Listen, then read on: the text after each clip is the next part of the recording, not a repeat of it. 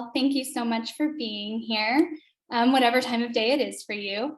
So my name is Anna Bax, and I'm an assistant professor of linguistics at California State University, Long Beach.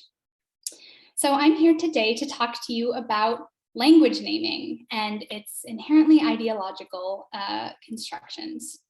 So language ideologies, obviously a really well-studied field, have been defined in multiple ways, but the essential fact about language ideologies is it is the way that people who use language rationalize or perceive their own perception of the linguistic field. And this includes perception of sameness or difference between linguistic varieties themselves. These are not, most regular people are not doing linguistic assessments of similarity and difference based on the kind of comparative tools that linguists have. They're filtering it through their own lenses of different kinds of people and mapping that onto different ways of speaking, which they, of course, then label with names for those ways of speaking. So this process has been written about in a really famous piece by Irvin and Gal that is called Linguistic Differentiation and Language Ideologies. Linguistic differentiation is just the way that we separate ways of speaking or signing into discrete categories. These categories get labeled with glossonyms. And the fact of the matter is that we feel a comfort when we have a set of distinct glossonyms. We're like, oh, good, we have, French and Italian and Russian, and these are discrete categories. But the reality of the linguistic situation on the ground is that there's often much more hybridity and overlap, translanguaging practices, and all of that. So the imposition of these categories is a convenient fiction, as Makoni and Pennycook write. They say these categories are kind of invented. They don't describe any real state of affairs in the world. So what I'm going to talk to you about today is the invention of a language category used by speakers of the Mixtec languages in California to kind of rationalize the sociolinguistic complexity within an incredibly multilingual language context. And I'm going to be focusing on the terms Mixteco Alto and Mixteco Bajo. I'm going to give you a little background about the Mixtec languages. Mixtecs are an indigenous group whose ancestral lands are in what are now the southern Mexican states of Oaxaca, Guerrero, and Puebla. And the Mixtec languages belong to the Otomanguean language family. They have enormous internal variation, which I'll talk to you about in a moment. Every village has its own distinct dialect. But across all of the varieties, there's about 500,000 speakers all told. Mixtec speakers are increasingly migrating to the United States, especially to California, and many of them do so to work in agricultural fields. So in Ventura County, which is here on the map, basically just north of Los Angeles, there's around 20,000 speakers of Mixtec who currently live there. This area is called Oaxaca, California, and it is just home to astonishing linguistic diversity. There's about 30 and counting dialects of Mixtec that are represented here. So I've been doing research in this community since 2015, and the data I'm going to use to show you today are from participant observation, a large-scale community language survey, ethnographic interviews, recordings of interactions between family members, peers, and I'll be using discourse analysis to make my points. So the whole Mixtec language complex, as it's been called, is just well known among language documentation scholars for being so hard to quantify or to draw these boundaries. Mixtec is characterized by variation in the ways it is spoken from pueblo to pueblo, even between those which are close to one another. And it is pretty well known that if a Mixtec person travels for a day or so on foot, they're often not going to be able to understand the Mixtec people that they encounter. And it's not a purely geographical linguistic continuum because there's been a lot of linguistic migration as well. But what is pretty well known is that it's pueblo to pueblo. Each town has its own variety. And this observation has been attested since the beginning of European colonization. This quote comes from 500 years before the previous quote, from the Franciscan friar Antonio de los Reyes. Even between the same pueblo, one neighborhood will talk one way and another neighborhood will talk the other way. Linguists have been trying to classify this language complex for a long time, but there's really very little agreement. In Ethnologue, we have 52 Mixtec languages listed. The Mexican National Institute of Indigenous Languages lists 81 distinct named varieties, which are all just geographically named. But there's just really no agreement. Early studies gave different numbers of groupings. There was a lack of clarity between how do we name different languages versus different dialects. But the most trusted source today is Josserand 1983, who compared lexical correspondence sets from 120 villages and grouped them into subgroups, but also found that those 120 villages, none of them were identical. So again, the diversity comment holds. But to classify this, to try to make sense of this, a couple of dialect macro glossonyms have emerged. And the three most commonly used groupings are Mixteco Alto, which literally translates to high Mixtec, Mixteco Bajo, or low Mixtec, and then Mixteco de la Costa, or coastal Mixtec. These names, these high and low, they don't have anything to do with the status of the language. They are geographically based terms. The Mixteca region is really mountainous, and the Mixteca Alta is just in the higher elevation mountain ranges, whereas the Mixteca Baja is in the lower elevation foothills. And of course, the coastal region is just that, on the coast. These regional distinctions predate Spanish colonization. They had Mixtec names before then, but then when the Spaniards came in at the late 16th century, they renamed these distinctions. And you see them using terms like Mixteco Bajo and Mixteco Alto for both geographic, regional reference, but also for linguistic reference, the way that people speak in the Mixteca Alta region. This persisted and still persists today, these groupings. But historical linguists and comparative linguists caution us that, okay, these terms have geographic utility, but they are not linguistic groupings. They're not based on any kind of comparison of similarity or mutual intelligibility. But names are tricky and sticky, and we see linguists using them still, as well as the Mexican government today. Even Josserand, that study I mentioned, when she grouped Mixtec varieties into more closely related subgroups, she just expanded on the existing Alto and Bajo labels. You can see here there's Northern Baja, Central Baja, Western Baja, Guerrero, which is the sort of western edge. Over here are the Alta ones. The reality, of course, is it's more of a dialect continuum than bounded dialects. So how does all this work out in the diaspora? As I mentioned before, in the diaspora, there are speakers of around, well, not around, we don't know. We're still surveying this population of over 20,000 individuals. But based on a survey of over 250 people, the largest group of speakers comes from the Southern Baja subgroup. So right here, at the edge of Oaxaca and Guerrero. There's also people who speak varieties from the Central Baja, Guerrero, and Mixtepec subgroups, which are all kind of on the western edge of the region. And we found, as I mentioned, over 36 varieties that are spoken here. But out of those 250 people, only a single one identified themselves as coming from the Alta region. It's a really Baja heavy region. And so it's interesting. As a linguist, we're doing language documentation. We want to get to know people and ask them what they speak, what language they use with one another.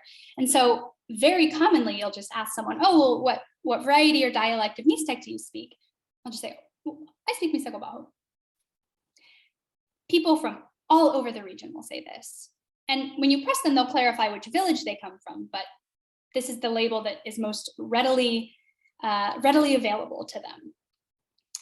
And I thought this was really interesting. So I wrote a whole dissertation on it. And the core finding here, I'm going to spoil the takeaway of my talk, is that in this diaspora, which is widely populated by speakers of Baja varieties, the term Mixteco Alto has become divorced from its earlier geographical usage, and instead has become much more of an ideological term of linguistic differentiation. It's used to label a variety which is different from the speaker's own variety, even if that other variety would be classified by linguists as a Baja variety, right? So it has become this ideological way to simplify the sociolinguistic field.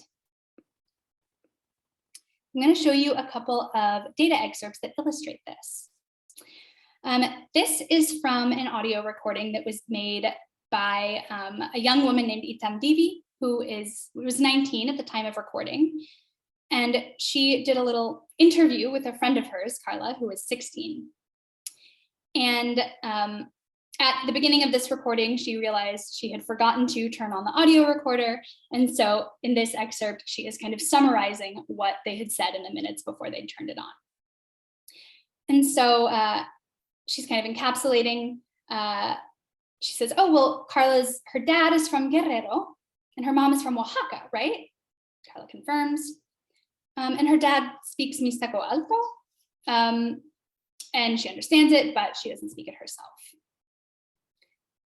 What is interesting here is this connection. They say her dad is from Guerrero. He speaks Mixteco Alto. Because over here on the map, this is Guerrero. This is the Mixteca Alta. So unless her father has some sort of history of migration from the eastern part of the Mixteca region to Guerrero, he really would be extremely unlikely to actually speak a language from that group.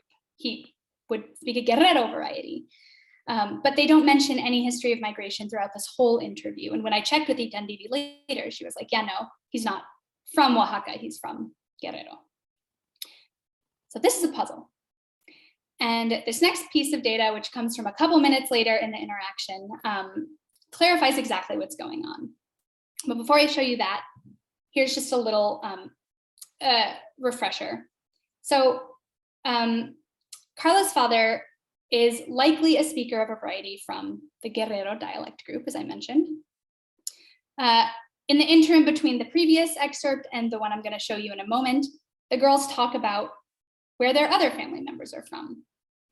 Turns out that Carla's mother is a speaker of the variety from the village of San Jeronimo Progreso, which is also from the Southern Baja dialect group. And that is related to, similar to, but not the same as Itan Divi's own variety. She is from the village of El Paredon, so also Southern Baja, but there is definitely some noticeable lexical differences between these two. So they talk about all that, and then they return to this portion of the interview. And Itan Divi is kind of trying to refresh her memory and says, your dad, you said that he speaks Mixteco Bajo? And Carla's like, no, Alto. And then, oh, your mom speaks Mixteco Bajo, right? Itan Divi affirms, oh, it's different. There's definitely a difference there. And then she confirms that Carla is learning Mixteco Bajo, her mom's variety. And then Itan Divi's happy because she also speaks Mixteco Bajo. Probably happy that she can talk to her friend in this language. So the interesting thing, again, is this mapping of the Bajo, the Alto variety onto her father's. So here's what I think is going on here. There's two findings from these data. First one, this label Mixteco Bajo, it's kind of a hypernym, and it actually has more than one possible referent, but it depends fundamentally on who the speaker is who is using this label. For Carla, the referent of this term is her mother's variety from the village of San Jeronimo Progreso. But for Itan Divi, it refers to her own variety from El Paredon. So what we're seeing here is an ideological process that Buchholz and Hall have referred to as adequation, where in the process of discourse, when we position groups or individuals as alike, they don't actually have to be identical. They just have to be understood as sufficiently similar for the purposes of the current interaction. So even though the language names don't refer to the same way of speaking, they're similar enough.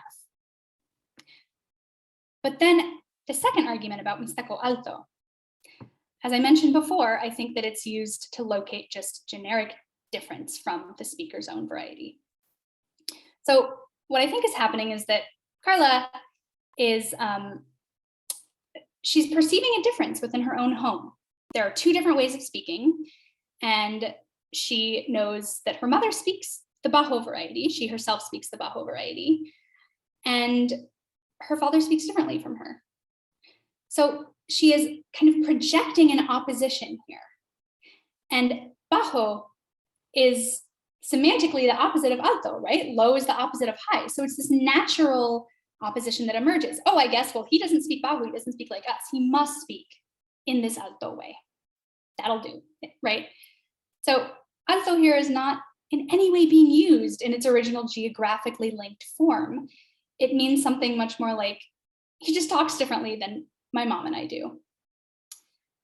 So there is one additional element here to which varieties get labeled as alto. It has to do with intelligibility. For Carla's parents, the Bajo and the Alto varieties spoken in the home are very mutually intelligible. They have built a relationship with one another. They're able to understand one another when they speak Mixtec. But sometimes Alto is used to refer to someone who speaks in Mixtec that I can't really understand. This is when Itan Divi was talking about her when she first moved to the US and entered high school and didn't speak Spanish yet and couldn't understand other Mixtec students because I think it was another Mixtec. Alto, I didn't really understand them very well, right? So again, there's this kind of self and other distinction, because if this high school has the same demographics as the broader Ventura County area, it's very, very unlikely that these students who she didn't understand were speaking an Alto variety. They were probably just speaking a different Baja variety, but because she didn't understand them, that distinction got projected yet again. So I want to present to you my sort of analysis of the ideological processes that underlie this language naming practice. And this relies on Gallin-Irvin, on linguistic differentiation. It's a sort of nested set of ideological processes. So first we have the Mixtec languages, which were always thought of, at least for the past 500 years, in this tripartite division, Costa, Alta, and Baja varieties, based on geography. But the Costa variety is erased in the diaspora context. Gallin-Irvin talk about erasure as an ideological process that simplifies the sociolinguistic field by rendering some elements invisible. There are pretty much no speakers of Costa varieties in Ventura County. So it's just simply not a salient distinction for speakers locally. So once that variety group is erased, then a sort of binarization process emerges. This is me adding on to Irvin and Gal. So once Costa is erased, we start to see this dichotomous contrast emerge between Alta and Baja that I think is reinforced by their semantic relationship as antonyms. And like I said earlier, if a speaker of a Baja variety is grasping for a term to contrast with their own, Alta can be inferred, but Costa can't. So that further kind of contributes to its erasure. Then, within speakers of Baja varieties living in the California context, we see a process that is known as fractal recursivity. So this is when a salient opposition at one level is mapped onto another level in order to make sense of it. So here it's the split between Alto and Bajo. The macro level split between Alto and Bajo varieties is projected within Baja variety speakers, a fairly uniform group, and then kind of projected inward onto this micro level distinction between self and other. And I should note there's also a little bit of erasure here, because by locating difference from self as necessarily outside of the Baja category, it obscures the intervarietal difference within the Mixteco Bajo region, which is fundamentally multi-dialectal. So there are a couple practical implications of this. I mean, I think it's really ideologically interesting in itself. It has a lot of interesting consequences for how people are making sense of local distinctions, like who speaks in a way I like, who speaks in a way I don't like, what's locally favored and disfavored. But there are also on the ground consequences of this. One of these has to do with language access. A huge number of Mixtec speakers are monolingual. They do not really speak Spanish or English, or they have to learn it when they arrive in the US. So there's a lot of need for interpreters in medical settings, in legal settings. And there is a big concern about how to match clients with interpreters who speak the same variety. But if a client identifies themselves and says, oh, well, I speak Mixteco Bajo, can you find me a Mixteco Bajo interpreter? And the interpreter says, oh, well, I speak Mixteco Bajo. There is no guarantee that that is the same Mixteco Bajo. Right? They could be from very different corners of the Mixteca Baja region. And right now, with the use of these terms, there's not really a way to differentiate apart from having people specify their village of origin. Okay, just finishing up. And this distinction is also, or this sort of erasure is also found on websites that advertise translation services for Mixtec. So there is definitely, I think, a lot of potential problems that can emerge here. Similarly, this is just a screenshot of YouTube's offerings of Mixtec information for helping people understand COVID. You can see Mixteco Bajo and Mixteco Alto, but no further information about where they come from. So there's also some consequences for language shift. I will skip those and we can talk about them in the Q&A if you want to know more. But to conclude, just as Makoni and Pennycook say, these language names are really just convenient fictions that ultimately just help provide a useful way of understanding the world for Mixtecs in California, but are ultimately language ideological. Thanks very much. Thank you very much, Anna. Thank you for your wonderful presentation. And I believe that there must be some questions from the audience. Okay, you can unmute your microphone and speak up. So I know your research is obviously with the Mixteco Bajo, but I just wondered, do you know anything about the Alto? Like, is the similar phenomenon going on with people there, or? I am dying to know that, but because there are practically no speakers of those varieties in the community there where I work, I don't know. I think I will have to go to Oaxaca to ask around about that. Hi, Anna. What are the greatest difficulties you encountered in doing your research, and how did you solve the problems? Oh, wow.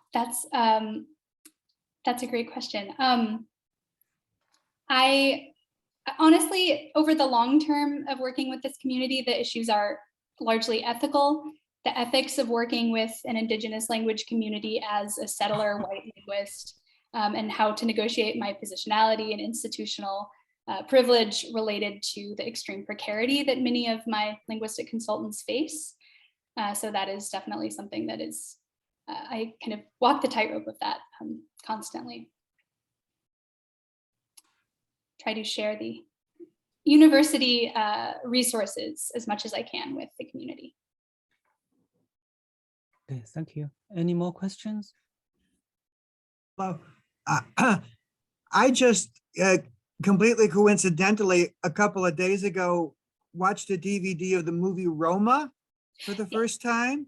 And in that film, which is, you know, Alfonso Cuarón is from a Spanish-speaking family, of course, European in Mexico City, but it's a lot about his family's maids when he was a child who in the movie are said to be speaking Mixtec to each other. And I wonder if have you seen the movie, or do the people you work with, what do they think those people are speaking, Alto or Bajo or whatever? Yes, it came out when I was doing my field work, and I took a couple of the young women I work with to see the movie. And they said that they could understand it, the Mixtec that was spoken. It was somewhat different than their own variety, but it was intelligible. Although the actress herself, she is Mixteca, but she didn't grow up with the variety because it's so stigmatized. She actually learned it with the dialect coach for the film, who was one of the other actresses. Thank you very much. Thank you for your wonderful presentation. Time is very limited. We have to say sorry to Anna. Thank you again.